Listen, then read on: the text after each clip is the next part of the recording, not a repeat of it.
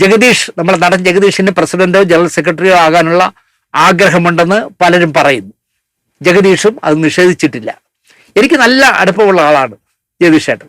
പക്ഷേ വിളിച്ചു ചോദിക്കാൻ ഒരു മടി. കാരണം അദ്ദേഹം ഒരിക്കലും സത്യം പറയാൻ ഇടയില്ല. അതുകൊണ്ട് വിളിക്കേണ്ട എന്ന് വെച്ചു.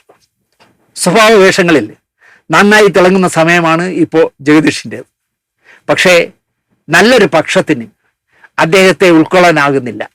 തരം കണ്ട പോലെ അദ്ദേഹം പറഞ്ഞു കളയും എന്നാണ് അവർ പറയുന്ന മൈനസ്.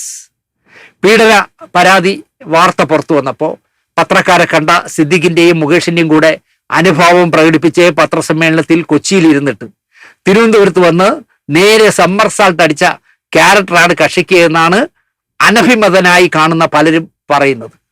അത് നല്ല രസമുള്ള കാര്യമില്ല. ആലോചിച്ചോക്കെ, കൊച്ചിയിൽ ഈ പീഡന പരാതി വന്നപ്പോൾ എന്താണ് ഞങ്ങളുടെ വേർഷനെന്ന് സിദ്ദിഖും മുകേഷും പറയുമ്പോൾ അതിൻ്റെ കൂടെ അവർക്ക് സപ്പോർട്ട് ചെയ്ത് കൂടെ നിന്ന് ചാനലുകളിലെല്ലാം പറഞ്ഞിട്ട് തിരുവനന്തപുരത്ത് വന്നടം തന്നെ സിദ്ദിഖിനെതിരെ ആഞ്ഞടിച്ചു.